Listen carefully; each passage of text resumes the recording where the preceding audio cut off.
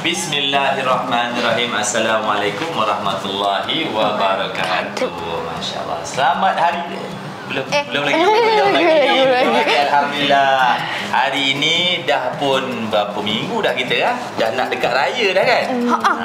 Tapi saya masih lagi bersama Abdullah, Iman dan juga Farha dalam 1001 Malam. Alhamdulillah, puasa kan. Jadi kita lupa-lupa dah sikit. Okey, kalau minggu-minggu yang lepas kita dah dengar bermacam-macam dah kisah-kisah Nabi. Bermula dengan kisah Nabi Adam alaihissalam, kemudian Nabi Ibrahim, kemudian Nabi Ismail dan Nabi Siti Ajar, kemudian dan Nabi Yunus. Dan hari ini kita nak dengar cerita tentang Nabi Yusuf alaihissalam. Sebelum tu, puasa penuh lagi? Penuh. Ya ke Farah ni? Penuh. Iman? Penuh. Betul lah? Betul ke? Dah nak raya dah ni. Jadi kita kena tanamkan azam. Kita penuhkan puasa kita supaya raya kita lagi bermakna. Okey? Bismillahirrahmanirrahim. Jom. Doa. Allah. Baguslah Iman ni. Bismillahirrahmanirrahim. Allahumma ta'alaina khidmataka washru alaina min raza'ili rahmatika ya arhamar rahimin. Rabbi syadli sadli wa yassirli amli waddu udata min lisani yafqahu qawli. Boleh? Boleh. Bismillahirrahmanirrahim. Nabi Yusuf alaihissalam, pentafsir mimpi. Nabi Yusuf alaihissalam adalah salah seorang daripada 12 orang putera Nabi Yaqub alaihissalam. Dikurniakan dengan berbagai-bagai kelebihan dan lebih disayangi oleh ayahnya. Disebabkan ini, adik-beradik Nabi Yusuf alaihissalam mula rasa dengki dan rasa nak hapuskan baginda alaihissalam. Pada suatu hari, Nabi Yusuf alaihissalam telah pergi bersia-sia dengan abang-abangnya. Bila dah sampai dekat sebuah telaga, Nabi Yusuf alaihissalam dicampakkan ke dalam telaga tu. Masya-Allah. Jahatnya. Pakaian baginda ditanggalkan dan dilumurkan dengan darah kambing. Yang abang-abang Nabi Yusuf alaihissalam buat. Kejamnya. Pakaian baginda ditanggalkan dan dilumurkan darah kambing yang mereka bunuh. Lepas itu, mereka pun pulang bertemu dengan Nabi Yaqub, ayah kepada Nabi Yusuf dan abang-abangnya. Dan beritahu bahawa Nabi Yusuf telah pun diserang oleh serigala dan mati.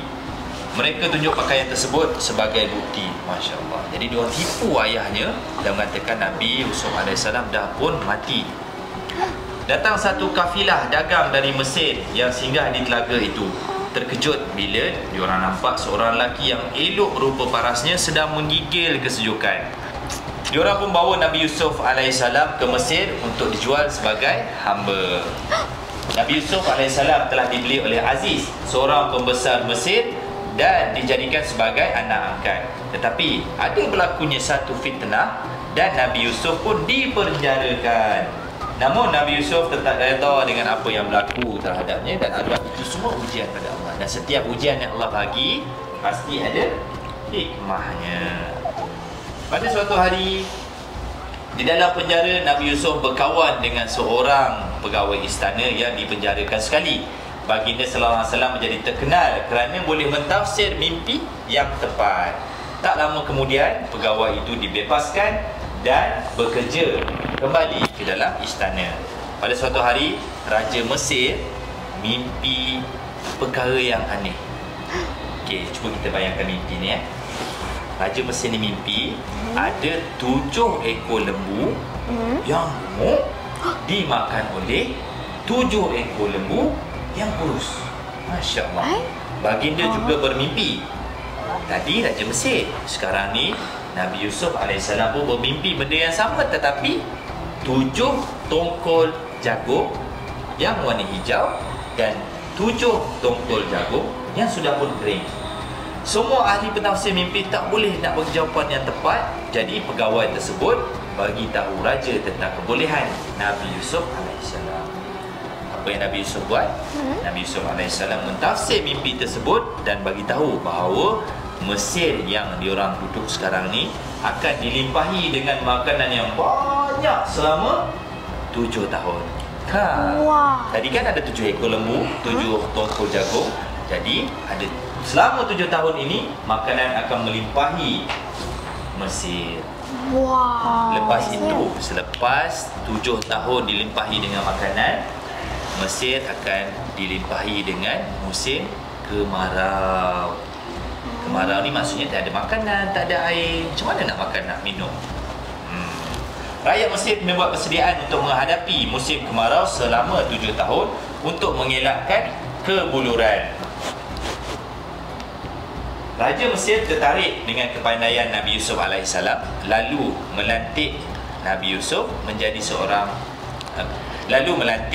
AS menjadi sebagai Menteri Ekonomi dan Kebajikan Rakyat.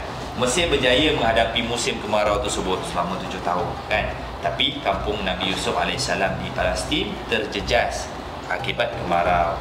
Saudara-saudara baginda datang ke Mesir untuk ambil bekalan makanan, tetapi diorang tak kenal pun siapa Nabi Yusuf AS yang dah pun jadi menteri pada waktu itu.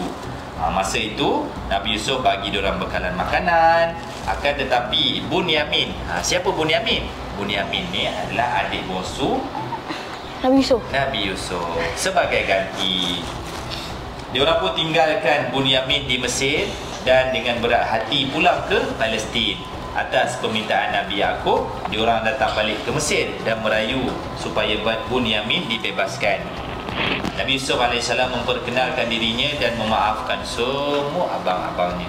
Nabi Yusuf AS bawa semua ahli keluarganya tinggal di Mesir. Masya Allah, panjang kisah ni kan. Tapi abang rasa kisah ni kita boleh ambil satu pengajaran yang paling mudah. Apa dia? Senang memaafkan orang. Betul. Walaupun orang tu dah buat salah kat kita, kita kena juga maafkan dia. Betul kan. Kisah ni sangat penting, sangat penting. Sampai kan kisah ini Allah SWT bukukan dalam Al-Quran, ada dalam surah Yusuf kan. Jadi betul tadi apa yang Farah bagi tahu, setiap manusia pasti akan buat kesilapan. Sama ada kita mengikut hawa nafsu kita dengki dengan satu orang manusia, kawan kita rasa marah dengan adik-beradik kita kan. Kita semua buat kesilapan, tapi kita kena maafkan orang yang buat kesilapan tu. Sama dengan situasi sekarang ni, kita dah nak raya. Jadi Abdullah ada tak marah sesiapa? Ada. Masya Allah, kena maafkan orang tu. Iman? Tak ada. Tak ada? Tak ada. Iman. Farah? Ada. Ada juga marah. Jadi kalau kita maafkan orang, Allah SWT akan sayang pada kita. Okey? Alhamdulillah, hari ini adalah hari yang terakhir, episod yang terakhir untuk 1001 malam. Jadi kami dekat sini rasa rendah hati, kami ingin mohon maaf seandainya kami ada buat silap, salah tercakap, terlebih kata dan juga terlebih rasa pada semua. Semoga anda semua Allah SWT limpahkan kebahagiaan dunia dan akhirat. Dan kami ingin mengucapkan selamat menyambut Hari Raya Aidilfitri. Maaf zahir dan batin. Doa kami semoga kita jumpa lagi tahun hadapan, insya-Allah. Assalamualaikum. Assalamualaikum.